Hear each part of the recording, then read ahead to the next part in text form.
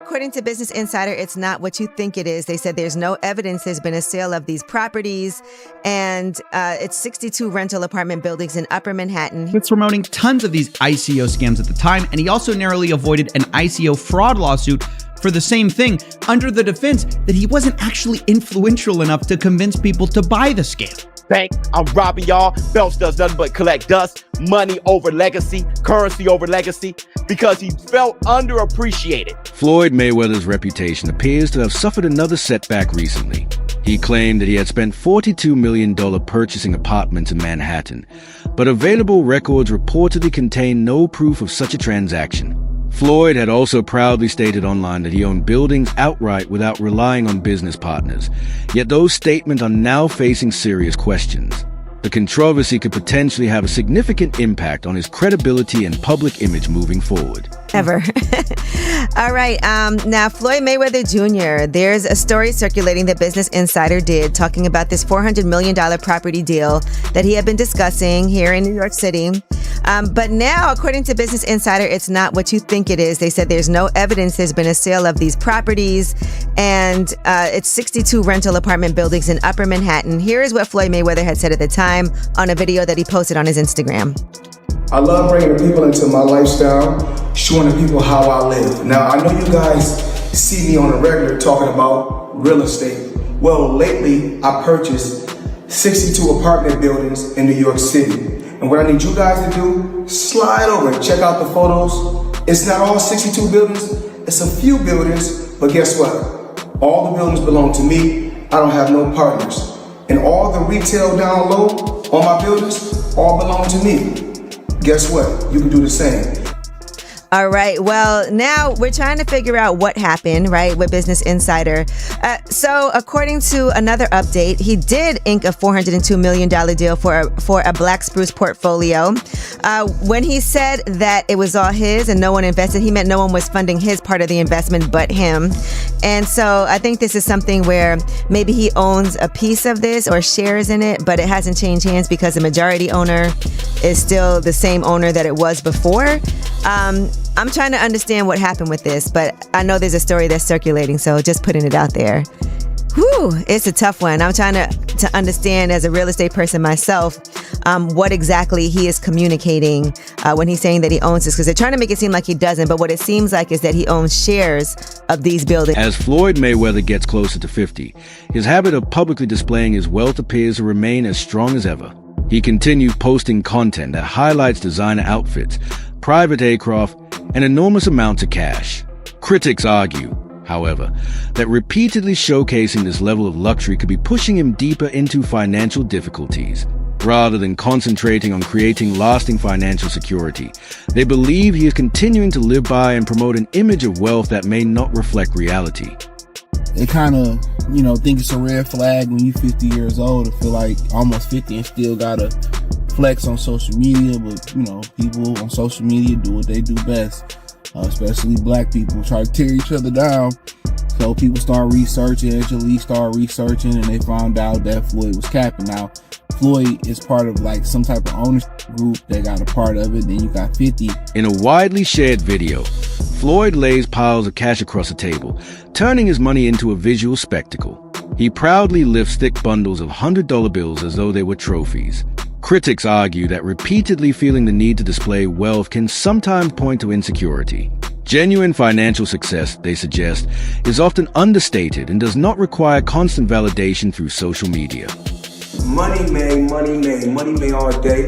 Right here, the light million. Over there, counting up another million over there. Walk with me, ladies and gentlemen. Let me take you into my life.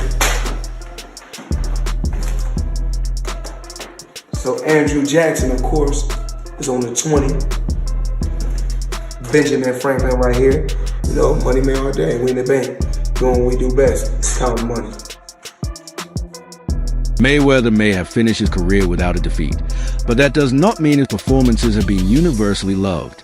Some fans openly admit that they tune in hoping to see him finally lose.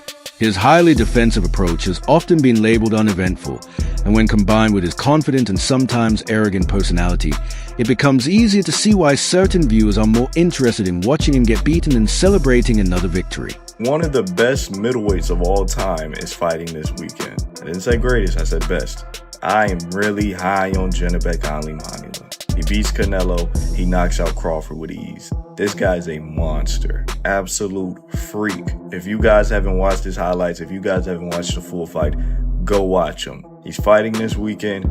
Make sure you guys tune in. His last fight was absolutely domination. This should be illegal.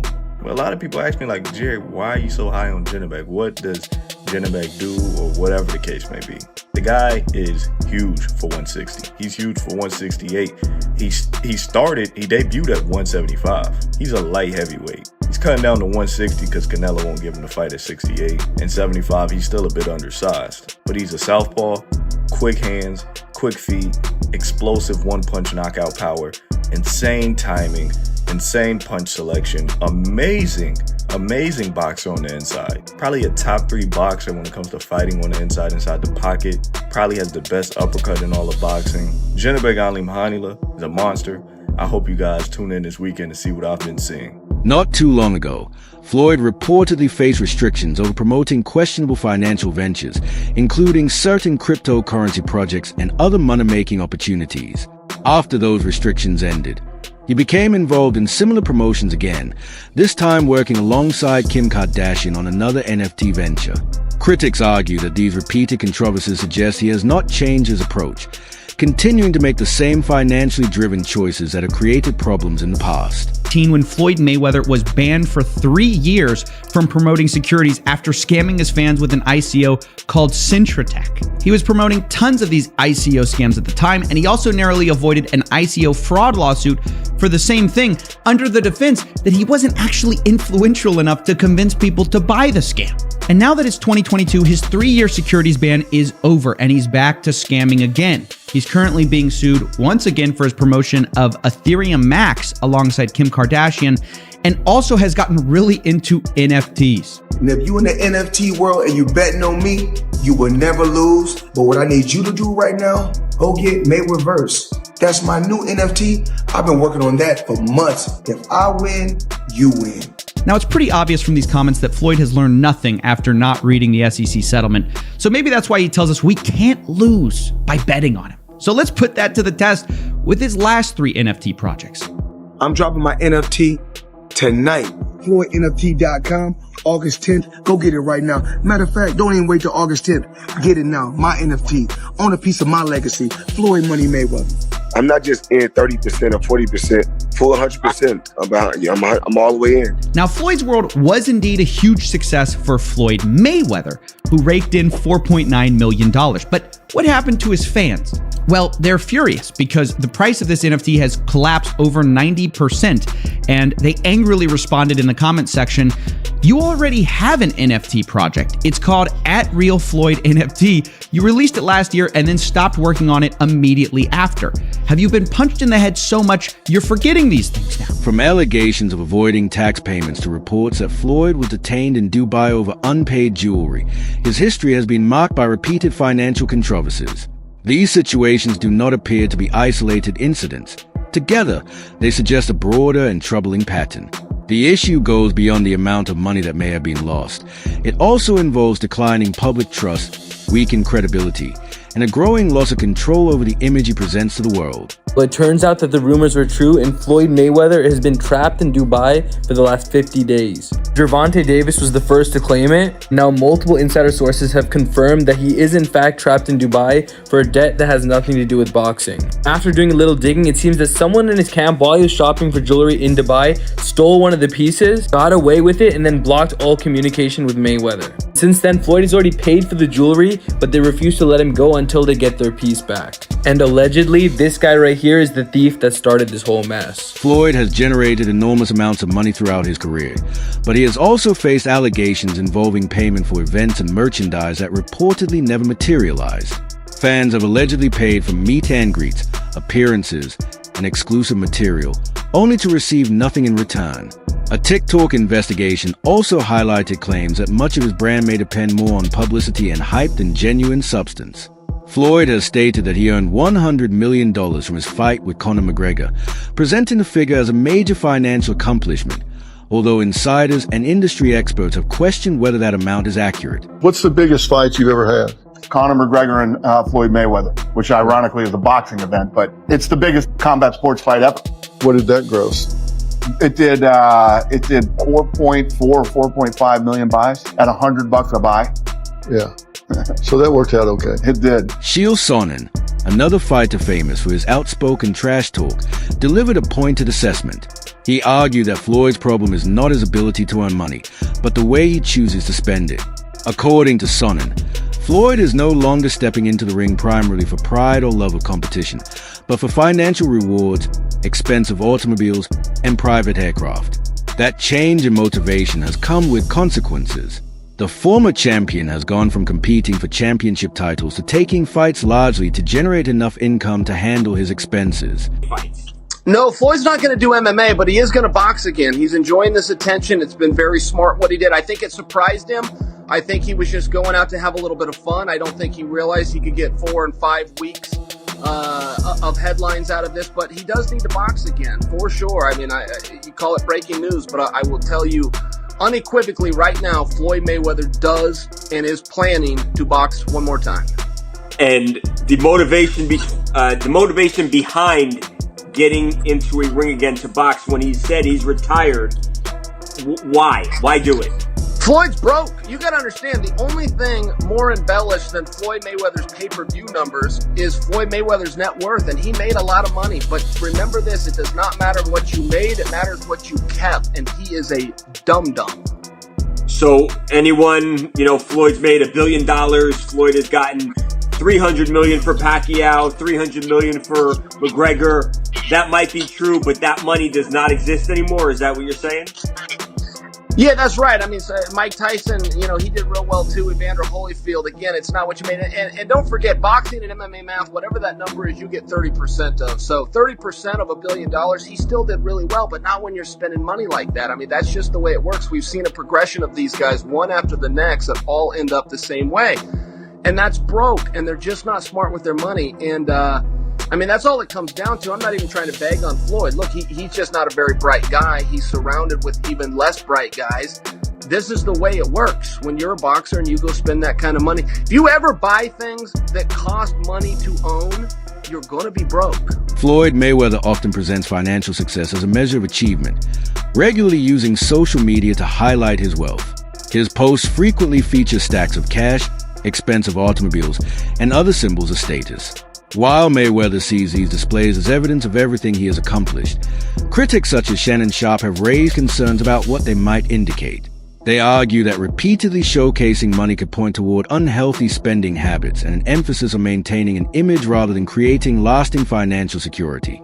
Instead of concentrating on preserving and growing his wealth, critics believe Mayweather appears more focused on impressing those around him. They suggest that this strong attachment to material possessions could eventually interfere with responsible financial management and contribute to serious financial difficulties over time. Money Man is getting ready. Super Bowl weekend, Las Vegas. We had to get the ones. Make it rain. Yeah. I need everybody. Everybody. Got Girl Collection, Thursday, Friday, Saturday, Sunday, the Super Bowl, or whoever win or lose, it don't matter. I need everybody there. Girl Collection. Yeah.